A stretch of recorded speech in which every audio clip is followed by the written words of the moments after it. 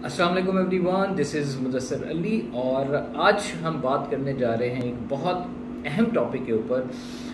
कल जैसे मैंने पोस्ट किया अपने पेज के ऊपर और बहुत सारे लोगों ने, तकरीबन सैकड़ों लोगों ने नीचे मैसेजेस किए हुए थे कि वो लोग जो स्किन के मसाइल का शिकार हैं या जिनको बहुत सारी स्किन की प्रॉब्लम्स है, स्पेसिफिकली लड़कियों को या एडल्ट लड़कों को भी जिसके अंदर एक्जिमा है, एक्नी है, जिसके अंदर रैशेस बन जाते हैं, पूरी बॉडी में जगह जगह दाने निकल आते हैं, फिंसियाँ निकल आती हैं और फिर वो बाद में जाती नहीं है, जिसकी वजह से इसकी बहुत ज़्यादा लोग ट्रीटमेंट लेते हैं और बहुत सारे डॉक्टर स्पेशलिस्ट के पास भी जाते हैं, लेकिन बहुत सारे लोगों को इसके हल मिल जाते हैं। कुछ लोगों को एज के साथ ठीक हो जाते हैं, कुछ लोगों को लेट जाके ठीक होते हैं। इस वीडियो के अंदर हम एक डिफरेंट पर्सपेक्टिव की बात करेंगे कि अगर आप तो बहुत सारे ट्रीटमेंट्स ले चुके हैं, अप्लाई करते हैं, जिसमें क्रीम्स हैं, स्टीरॉयड है, एंटीबायोटिक्स हैं, एलोवेरा जेल्स हैं, वाटर है किस्म के, वो आप अप्लाई करते हैं और आपको इस तरह की रेमेडीज़, कुछ आपको रेमेडीज़ देसी टोटके मिलते हैं, कुछ आपको स्पेशलिस्ट की ट्रीटमेंट्स मिलते हैं और जिनको बड़ी माइनर सी प्रॉब्लम होती है वो ठीक भी हो जाते हैं, लेकिन बहुत सारे लोग उसको लेके चलते रहते हैं।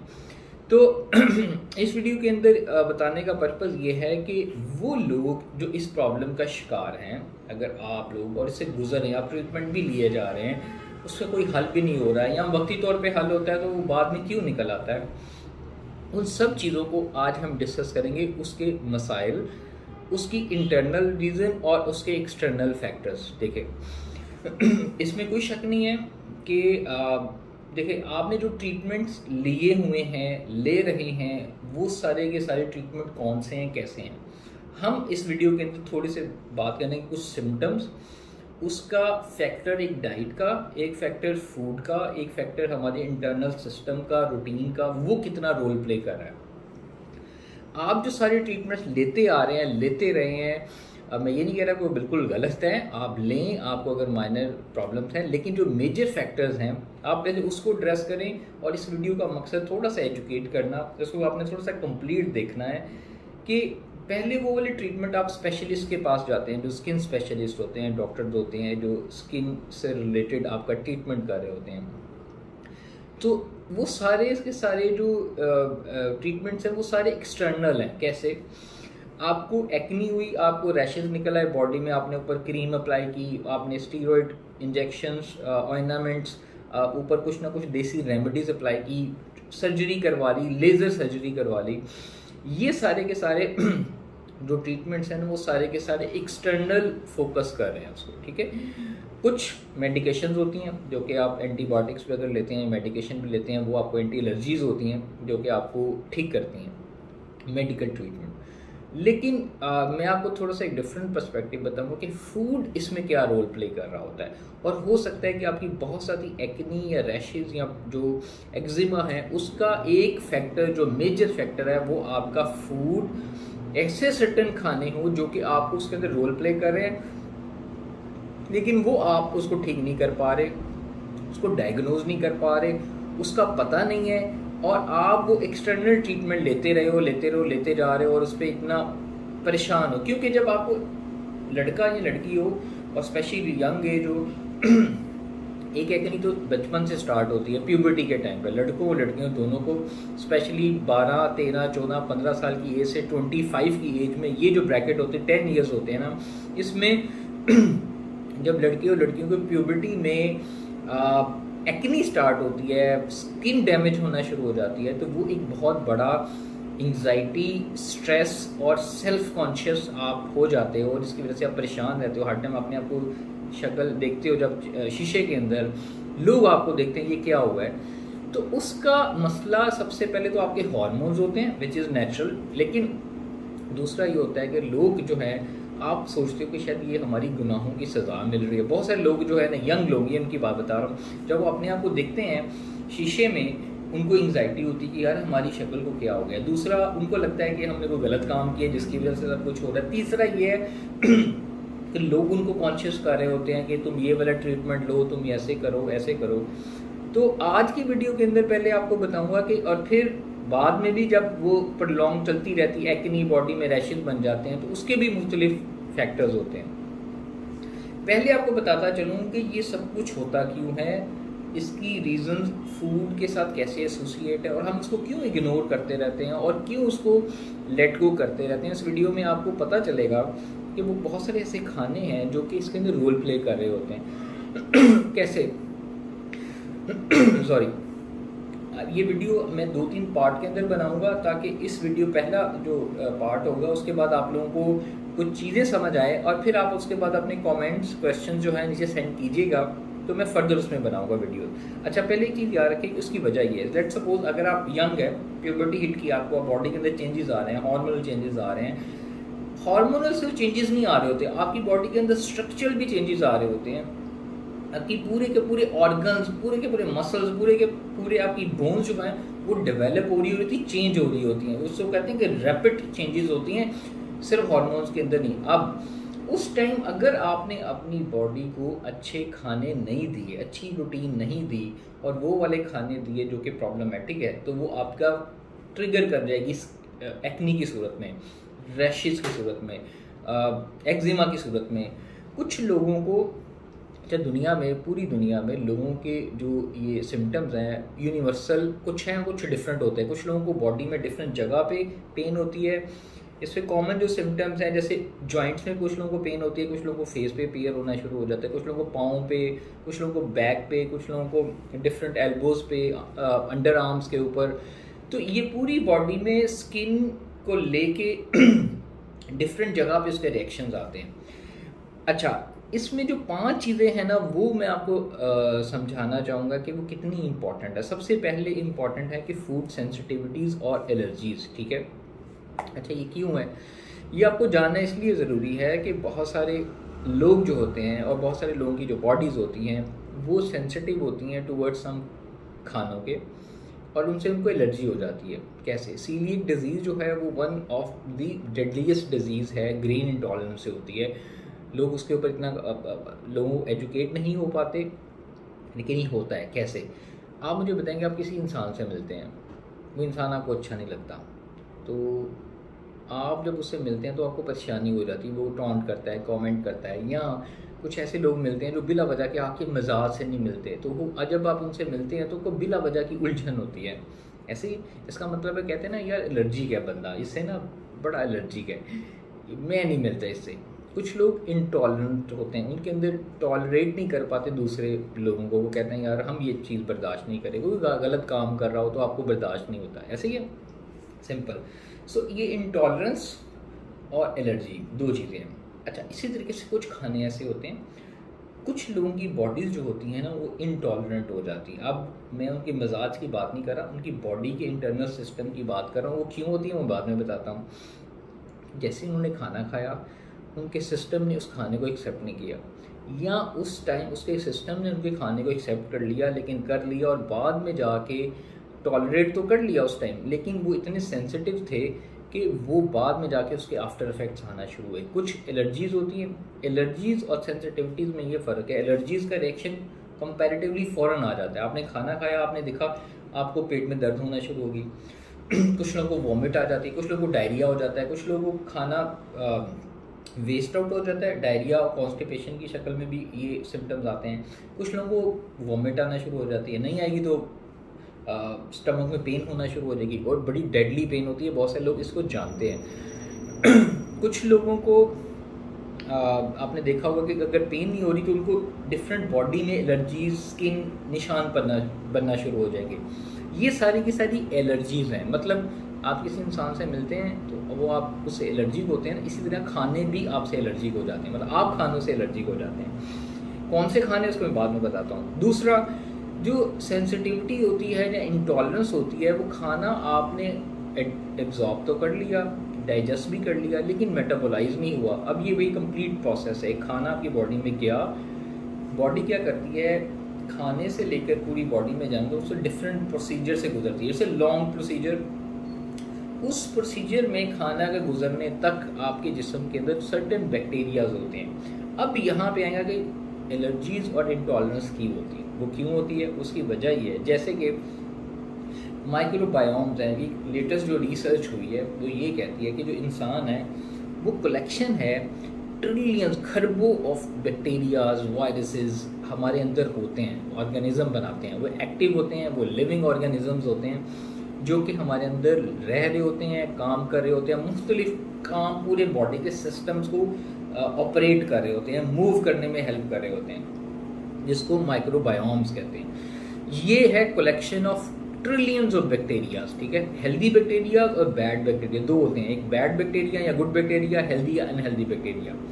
ये बैक्टीरिया क्या करता है असल में, इस कॉन्सेप्ट को अगर आप समझ गए ना तो आपको पूरे स्किन के मसाइल जो है ना ठीक नजर आना चाहिए और आपको सोल्यूशन भी बड़ी इजीली मिल जाएंगे, लेकिन इसको समझना जरूरी है।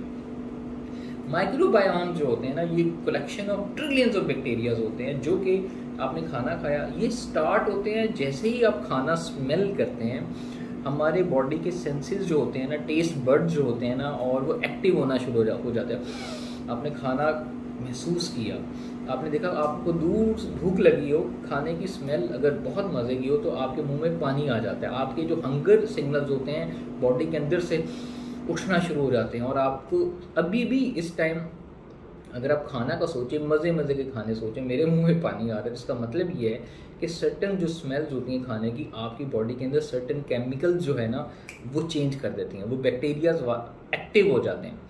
तो सोचें जब खाना हम खाते हैं तो वो खाना जब आप मुंह में, जब सलाइवा सबसे पहले स्टार्ट, जब च्यूइंग हम करते हैं, जब खाना चबाते हैं, तो खाना का चबाने से लेकर पूरे बॉडी के निकलने तक इतने चैम्बर्स और सर्टन ट्रिलियंस ऑफ बैक्टीरियाज होते हैं जो कि उसको रोल प्ले करते हैं, उसको डाइजेस्ट करने में, उसको एब्जॉर्ब करने में, उसको मेटाबोलाइज करने में, उसको यूटिलाइज करने में, उसको बॉडी के अंदर डिस्ट्रीब्यूट करने में, उसके अंदर न्यूट्रिएंट एक्सट्रैक्ट करने में, अच्छे न्यूट्रिएंट्स को लेने में, बुरे न्यूट्रिएंट्स को गायब करने में, और प्रॉब्लमेटिक जो न्यूट्रिएंट्स होते हैं उसको भी समझने में। ये सारे का सारा प्रोसेस बहुत लेंथी होता है, लेकिन हमारा ऑटोनॉमिक जो नर्वस सिस्टम होता है, मतलब ऑटो चल रहा होता ही है कि माइक्रोबायोम, जब आपने, हमारे अंदर हेल्दी बैक्टीरियाज होते हैं, जब हम अनहेल्दी खाते हैं, सबसे पहले ये माइक्रोबायोम जो बैक्टीरियाज होते हैं वो डिस्टर्ब क्यों होते हैं, वो सबसे पहले ख़त्म होना शुरू हो जाते हैं, वीक होना शुरू हो जाते हैं जब आपको सबसे पहले यहाँ तो स्ट्रेस हो। आपने देखा होगा कि बहुत सारे लोग जो क्रॉनिक स्ट्रेस में रहते हैं उनको अल्सर की शिकायत होती है, उनका हार्ट बर्न होता है, उनको जीआई अपसेट हो जाता है, स्टमक के मसाइल होते हैं, कॉन्स्टिपेटेड रहते हैं, डायरिया हो जाता है। एंग्जाइटी में जो लोग रहते हैं उसकी वजह ये होती है कि सबसे पहले वो बैक्टीरिया आपके ख़त्म होते हैं। दूसरा, ये जो आपको बहुत सारे स्किन के मसाइल जो होते हैं ना, जब हम खाना खाते हैं, एक होता है हेल्दी और एक होता है अनहेल्दी। जब हम प्रोसेस फूड खाते हैं, फॉर एग्जांपल शुगर आपने खाया, Coke P, Pepsi P, soft drinks पीना शुरू कर दी, बर्गर्स खाने शुरू कर दिए, इसके अंदर जो आर्टिफिशियल स्वीटनर्स होते हैं, इसके अंदर ऐसे ग्रीन इंटॉलरेंस होती है, इसके अंदर ऐसे फूड मैप्स होते हैं, फूड मैप्स वो वाले फूड्स होते हैं, सर्टन शुगर स्वीटनर के अंदर होती है जो आपकी बॉडी एब्जॉर्ब नहीं कर पाती। ये यहाँ पे सेंसिटिविटी और एलर्जी आएगी। कुछ हेल्दी खाने भी होते हैं, कुछ लोगों को एग से एलर्जी होती है, कुछ लोगों को डेयरी प्रोडक्ट से एलर्जी होती है, कुछ लोगों को पीनट से एलर्जी होती है, कुछ लोगों को सर्टन वेजिटेबल से एलर्जी होती है। अगर वो अनहेल्दी भी खा रहे हैं, या पहले बात करेंगे उन बैक्टीरिया जो आपके यहाँ पे माइक्रोबायोम्स का ट्रिलियन बैक्टीरिया, हेल्दी बैक्टीरिया को डाइजेस्ट करने में प्रॉब्लम करेगा, वो बैक्टीरिया मरना शुरू हो जाते हैं, ख़त्म होना शुरू हो जाते हैं।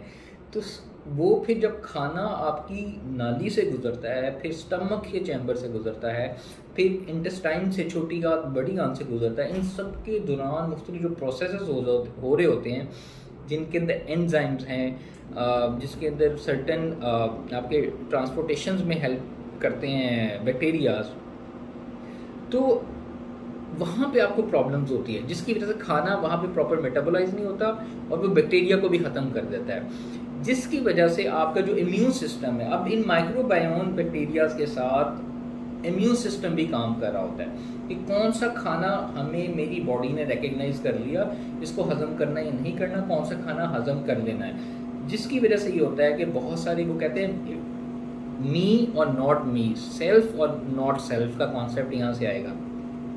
तो माइक्रोबायोम्स आपके हेल्दी होंगे तो आपको खाना डाइजेस्ट होगा। आप माइक्रोबायोम को अनहेल्दी में कन्वर्ट कैसे करते हैं?